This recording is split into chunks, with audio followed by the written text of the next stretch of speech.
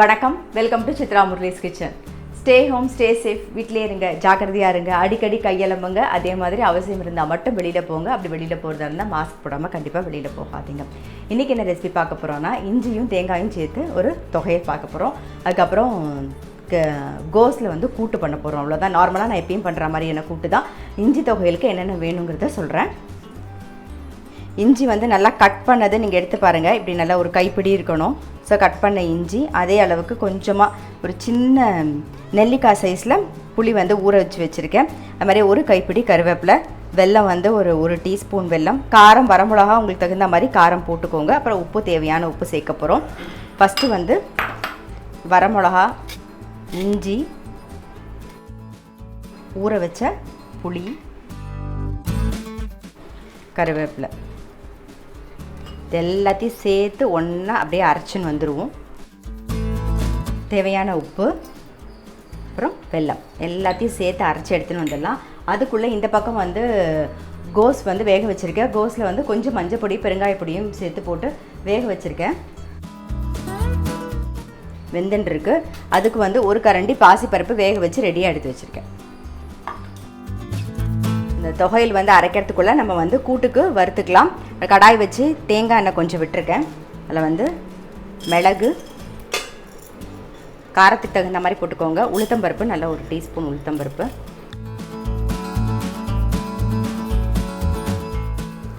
உளுத்தம்பருப்பும் மிளகும் நல்லா சவந்தெடுத்து இப்போது தேங்காய் சேர்த்துக்கலாம். ஒரு 2 டேபிள் ஸ்பூனுக்கு தேங்காய் சேர்த்துருக்கேன். அடுப்பை ஆஃப் பண்ணியாச்சு. சீரகம் ஒரு அரை டீஸ்பூன், இது எல்லாத்தையும் சேர்த்து ஆறினோடனே அரைச்சி எடுத்துன்னு வந்துடலாம். கூட்டுக்கு வந்து வறுத்து வச்சுருக்கோம். அது ஆறுறதுக்குள்ளே நம்ம வந்து தொகையலுக்கு அரைச்சாச்சு. இதுக்கு வந்து கடாயை வச்சு நான் வந்து நல்லெண்ணெய் விட்டுருக்கேன். அது கொஞ்சம் காயட்டும். நல்லெண்ணெய் காஞ்சிடுத்து. ஒரு 2 டேபிள் ஸ்பூன் தேங்காய் எடுத்திருக்கேன். இது கொஞ்சம் செவக்க வறுத்துப்போம். தேங்காய் செவக்க வறுத்துட்டோம். இப்போ இது கூடவே வந்து நம்ம தொகையல், இஞ்சி தொகையில் இருக்கு இல்லையா, அரைச்சி வச்சுருக்கோம், அதையும் சேர்த்துடலாம். ஒரு 3 நிமிஷம் நல்லா வதங்கட்டும். இஞ்சி தொகையில் ஒரு 3 நிமிஷம் வதக்கியாச்சு. இப்போ இதில் வந்து பெருங்காய பொடி சேர்த்துக்கலாம். ஒரு ஸ்பூன் நல்லெண்ணெய் விட்டுக்கலாம். நல்லா மிக்ஸ் பண்ணிவிட்டு ஆஃப் பண்ணிடலாம். நம்மளுடைய இஞ்சியும் தேங்காய் போட்ட தொகையல் வந்து ரெடி ஆகிடுது. இந்த பக்கம் வந்து கோஸ் வந்து வெந்திருக்கும், பார்த்துடலாம். பாருங்கள், நல்லா வெந்தெடுத்து இதில் பருப்பை சேர்த்துருவோம். அது வேக வச்ச பாசிப்பருப்பு, இதிலே கொஞ்சம் மஞ்சள் பொடியும் போட்டிருக்கேன், இப்போ கோஸ்லேயும் போட்டிருக்கோம். அதனால் கோஸ்லேயே வந்து கொஞ்சம் மஞ்சள் பொடியும் பெருங்காயமும் நம்ம போட்டு தான் வேக வச்சுருக்கோம். இப்போ நம்ம வறுத்து வச்சுருந்தோம் இல்லையா கூட்டுக்கு, அந்த அரைச்சதை சேர்த்துடலாம். கூட்டுக்கு தேவையான உப்பை சேர்த்து கொதிக்க விட்டுடலாம். கூட்டுக்கு தாளிக்கிறதுக்கு இழுப்பக்கரண்டியில் 1 ஸ்பூன் தேங்காய் எண்ணெய் விட்டுருக்கேன். இங்கே கூட்டு கொதிச்செடுத்து இதில் 1 ஸ்பூன் தேங்காய் எண்ணெய் விடுறேன். மேலாக ஆஃப் பண்ணிடலாம். இப்போ எண்ணெய் காஞ்சிட்டா கடுகு, உளுத்தம்பருப்பு, கொஞ்சம் சீரகம், கருவேப்பிலை, மேலாக கொத்தமல்லி. ஸோ நம்மளுடைய கோஸ் கூட்டும் ரெடி ஆகிடுது. ஸோ இன்றைக்கி ரெசிபி பார்த்துருப்பீங்க. இஞ்சியும் தேங்காயும் சேர்த்த ஒரு தொகையல், அதுக்கப்புறம் வந்து கோஸ் வந்து கூட்டு. இந்த இஞ்சி தொகையல் எப்பயுமே சொல்கிற மாதிரி தான், நல்ல சுட சுட சாதத்தில் நல்லெண்ணெய் விட்டு பிசைஞ்சு சாப்பிடுங்க, ரொம்ப நல்லாயிருக்கும். தயிர் சாதத்துக்கு ரொம்ப சூப்பராக இருக்கும். சப்பாத்திக்கு கூட நம்ம தொட்டுக்கலாம் இதை. ஸோ கண்டிப்பாக ட்ரை பண்ணி பாருங்கள். ரொம்ப சிம்பிள், ஈஸி. கருவேப்பிலை சாப்பிட்லான்னு நினைக்கிற பசங்களுக்கு நீங்கள் இந்த மாதிரி கூட அரைச்சி கொடுக்கலாம், ரொம்பவே நல்லது. ஸோ கண்டிப்பாக ட்ரை பண்ணி பாருங்கள்.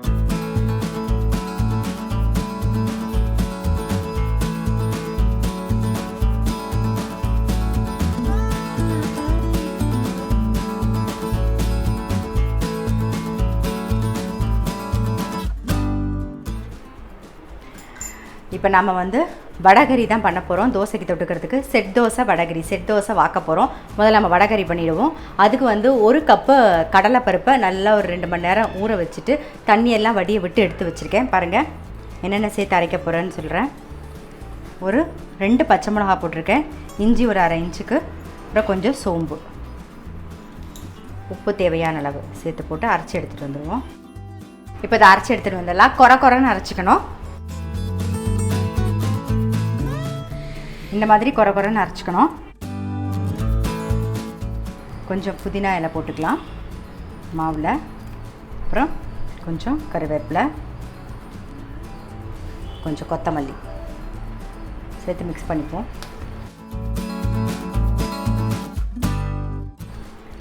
நம்ம சேனலை இது வரைக்கும் சப்ஸ்கிரைப் பண்ணலைன்னா கண்டிப்பாக சப்ஸ்கிரைப் பண்ணுங்கள். ஊர் உலகம் அப்புறம் சித்ரா முரளிஸ் கிச்சன் 2 சேனலையும் சப்ஸ்கிரைப் பண்ணுங்கள். அதே மாதிரி இன்ஸ்டாகிராம்லேயும் ஃபாலோ பண்ணுங்கள். இப்போ வந்து கடாயில் எண்ணெய் வச்சுருக்கோம், அது நல்லா காஞ்சிடுது. இப்போ நான் வந்து வடை மாதிரி போட போகிறது இல்லை, கிள்ளி குணுக்கெல்லாம் போடுவோம்ல அது மாதிரி தான் போட போகிறேன்.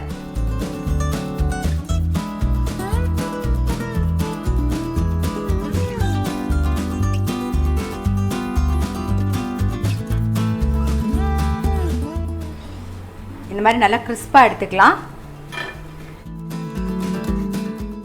இப்போ அடுத்தது அதே மாதிரி போட்டுக்கலாம். நீங்கள் ரொம்ப சாஃப்டாக எடுத்தீங்கன்னு வச்சுக்கோங்களேன், கிரேவியில் போடும்போது மொத்தையாக போயிடும். அதே நீங்கள் இந்த மாதிரி கிறிஸ்பாக எடுத்துகிட்டு நம்ம அந்த கிரேவியில் போடும்போது கொஞ்சம் தண்ணியாக இருக்கலாம், அந்த ஊறி வரும்போது நல்லா டேஸ்ட்டாக இருக்கும். அதனால் எப்பயுமே வந்து கிறிஸ்பாக எடுத்துக்கோங்க.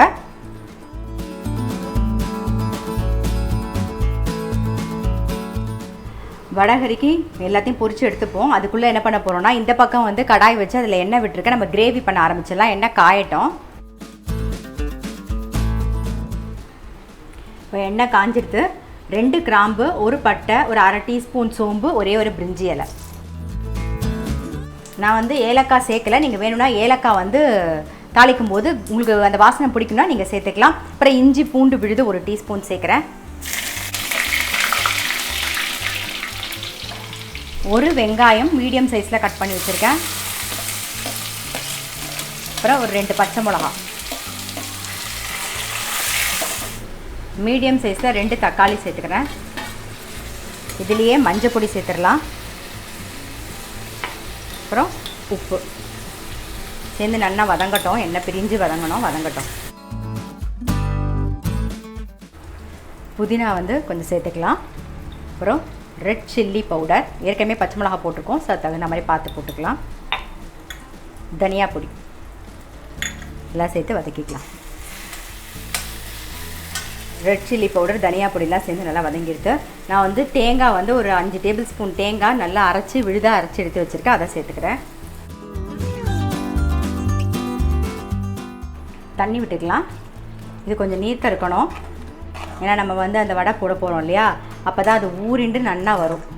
ஒரு லைட்டாக ஒரு கொதி வந்த உடனே நம்ம சேர்த்துடலாம். தண்ணி விட்டு ஒரு கொதி வந்துடுது. இப்போ நம்ம பொரிச்சு வச்சதை சேர்த்துடலாம். நீங்கள் வடையாக போட்டிங்கன்னு வச்சுக்கோங்களேன், பிச்சு போடுற மாதிரி இருக்கும். இந்த மாதிரி போட்டிங்கன்னா பிச்சு போடணுங்கிற அவசியம் கிடையாது, நல்லா சேர்ந்தாப்பில் வரும். முக்கியமான விஷயம், நல்லா கிறிஸ்பாக பொரிச்சிக்கோங்க. அது ஊறும்போது நல்லா கரெக்டாக வந்துடும். நீங்கள் வந்து கொஞ்சம் அதாவது கிறிஸ்ப் இல்லாமல் கொஞ்சம் சாஃப்டாக எடுத்துட்டீங்கன்னு வச்சுக்கோங்க, நீங்கள் இந்த கிரேவியில் போடும்போது என்ன ஆகும்னா எல்லாம் சேர்ந்து மொத்தையாக போய் நின்றுக்கும், நல்லா இருக்காது. அதனால் கிறிஸ்பாக பொரிச்சு எடுத்துக்கோங்க. இப்போ நம்மளுடைய வடகரி வந்து ரெடி ஆகிடுது. இந்த அளவுக்கு நீர்க்க இருக்கணும் பாருங்கள், அப்போ தான் வந்து அது ஊற நல்லா திக்காகிடும். ஸோ அதனால் இந்த அளவுக்கு நீர்க்க இருந்தால் போதும். ஆஃப் பண்ணிட்டேன். கொத்தமல்லி சேர்த்துடலாம். அவ்வளோதான், நம்மளுடைய வடகரி ரெடி ஆகிடுது. இப்போ அடுத்தது தோசை வாக்க வேண்டியது தான். செட் தோசைக்கு நான் அளவும் சொல்லிடுறேன். மாவு அரைச்சி ரெடியாக வச்சுருக்கேன். 1.5 கப்பு வந்து இட்லி அரிசி, 1/2 கப்பு உளுத்தம்பருப்பு, 1/4 கப்பு வந்து அவல், அப்புறம் 1/2 டீஸ்பூன் வந்து வெந்தயம் எல்லாத்தையும் சேர்த்து நல்லா வாஷ் பண்ணிவிட்டு ஒரு 6 மணி நேரம் நல்லா ஊற வச்சுருங்க. ஊற வச்சுட்டு அப்புறம் அரைச்சிட்டு உப்பெல்லாம் போட்டு புளிக்க வைக்கிறதுக்கு அது ஒரு 5-6 மணி நேரம் ஆகும் புளிக்கிறதுக்கு. ஸோ புளிச்சதுக்கப்புறமா வாக்கணும். நான் வந்து மாவெல்லாம் அரைச்சி புளிக்க வச்சு வச்சுருக்கேன். நான் இப்போ காமிக்கிறேன் பாருங்க. மாவு நல்லா பொங்கி வந்திருக்கு. நான் வந்து மிக்சியில் தான் அரைச்சேன். நான் ஒரு சின்ன அளவில் தான் போட்டுட்டேன். ஒரு 1.5 கப்பு, திருப்பி சொல்கிறேன், 1.5 கப்பு இட்லி அரிசி, 1/2 கப்பு வந்து உளுத்தம்பருப்பு, 1/4 கப்பு அவல், அப்புறம் 1/2 டீஸ்பூன் வந்து வெந்தயம் எல்லாத்தையும் ஒன்றா ஊற வச்சுட்டு ஒரு 5-6 மணி நேரம் நல்லா ஊறினதுக்கப்புறமா அரைச்சிட்டு உப்பெல்லாம் போட்டு அரைச்சிட்டு இந்த மாதிரி பொங்கிருக்கணும். நான் மிக்சியில் தான் அரைச்சேன். பாருங்க, மாவு மிக்ஸ் பண்ணிடலாம். இப்போ கல் வந்து நல்லா காஞ்செடுத்து